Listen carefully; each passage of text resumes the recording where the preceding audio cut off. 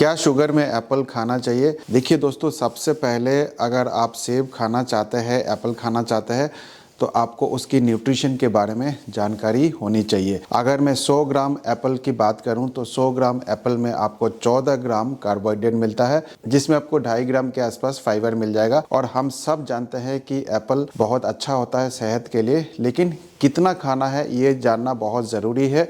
और कितना खाना है उसके लिए आपको ग्लाइसेमिक इंडेक्स और ग्लाइसेमिक लोड के बारे में पता होना चाहिए। तो अगर मैं एप्पल की बात करूं तो एप्पल का ग्लाइसेमिक इंडेक्स काफ़ी वेरी करता है, 32 से लेकर 40 तक वेरी करता है। तो ऑन एन एवरेज अगर मैं ग्लाइसेमिक इंडेक्स की बात करूं तो वो 36 के आसपास है, लेकिन 100 ग्राम में 14 ग्राम कार्बोहाइड्रेट मिलता है। लेकिन ग्लाइसेमिक इंडेक्स सब कुछ नहीं होता है, ग्लाइसेमिक लोड भी आपको पता होना चाहिए। ग्लाइसेमिक लोड क्या है? Glycemic load is equal to glycemic index multiplied by total number of carbohydrate divided by 100। Glycemic load ज़्यादा इंपॉर्टेंट है। तो अगर आप कोई अच्छा चीज़ भी ज़्यादा खा लेंगे तो आपकी शुगर बढ़ा सकता है। तो अगर मैं 100 ग्राम एप्पल की बात करूँ तो उसकी ग्लाइसेमिक लोड जो है वो तकरीबन 5 के आसपास आता है। 200 ग्राम की बात करें तो वो 10 के आसपास आता है। अगर 10 से ज़्यादा किसी भी चीज़ की ग्लाइसेमिक लोड होती है तो वो मीडियम रेंज में आ जाता है, 10 के नीचे है तो वो लो कैटेगरी में आता है, और 20 से ज़्यादा है तो वो हाई कैटेगरी में आता है। तो कोशिश आपको हमेशा ये करनी चाहिए कि ग्लाइसेमिक लोड जो है वो 10 के नीचे हो। कभी कभी अगर आप 10 से 20 के बीच में भी लेना चाहते हैं तो वो चलेगा, लेकिन अगर आप सिर्फ और सिर्फ सेब खाएंगे तो आपकी शुगर लेवल बढ़ा सकता है।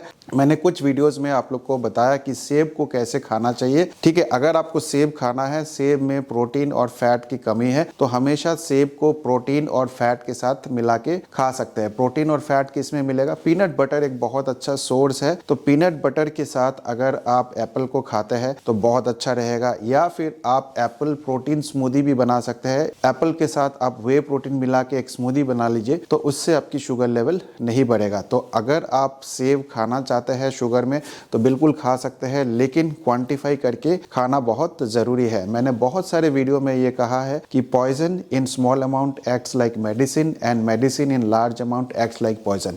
तो सेब बहुत अच्छा चीज़ है, लेकिन अगर आप बहुत ज़्यादा सेब खाएंगे तो आपकी शुगर लेवल बढ़ेगा। साथ ही साथ अगर बहुत ज़्यादा सेब खाएंगे तो सेब में फ्रुक्टोज होता है और आपको फैटी लीवर भी हो सकता है। तो इसलिए कोई भी चीज़ बहुत ज़्यादा नहीं खाना चाहिए, एक क्वांटिफाई करके खाना चाहिए। और सेब को कैसे खाना है ये भी मैंने आपको अभी बता दिया है। और अगर आप डायफिट डाइट को फॉलो करेंगे तो आप हर चीज़ खा सकते हैं क्वांटिफाई करके। लेकिन डायफिट डाइट क्या है, काफ़ी लोगों को समझ में नहीं आता है। डायफिट डाइट कुछ भी नहीं है, ये एक सिस्टम है, कैलकुलेशन है, एक प्रोसेस है, जिसको मैंने 5.5 साल 6 साल की एक्सपीरियंस में डेवलप किया है। इसमें आपको 26% या उसके नीचे आपको कैलोरीज जो है वो आपको लेना है कार्बोहाइड्रेट से। 1.5 से लेकर 2 ग्राम पर केजी बॉडी वेट आपको लेना है प्रोटीन से, और जो रिमेनिंग आपकी कैलोरीज है वो आपको हेल्दी फैट से लेना है।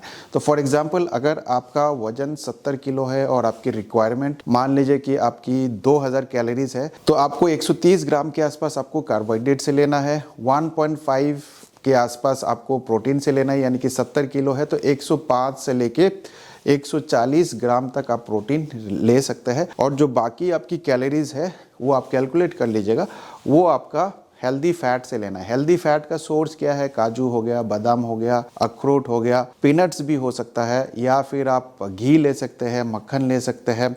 इसमें बहुत सारा हेल्दी फैट मिलता है। कोकोनट ऑयल एक बहुत ही अच्छा सोर्स है हेल्दी फैट का। तो जब आप डायफिट डाइट को फॉलो करेंगे और इस प्रोसेस को अपनाएंगे, इस डाइट को अपनाएंगे, तो आप सेब भी खा सकते हैं और हर चीज़ खा सकते हैं, और खा के आप अपना शुगर को कंट्रोल भी कर सकते हैं। साथ ही साथ आप डायबिटीज़ को रिवर्स भी कर सकते हैं। तो इस वीडियो को ज़्यादा से ज़्यादा शेयर करिए ताकि लोगों को पता चल सके कि एक दिन में कितना सेब वो खा सकते हैं अगर उनको शुगर है। तो उम्मीद करता हूँ इस वीडियो से भी आपको कुछ ना कुछ अच्छा जानकारी मिला होगा। मैं मिलूँगा आप लोगों से एक नए वीडियो के साथ। तब तक स्वस्थ रहे, मस्त रहे। इस वीडियो को देखने के लिए आप सबका बहुत बहुत धन्यवाद।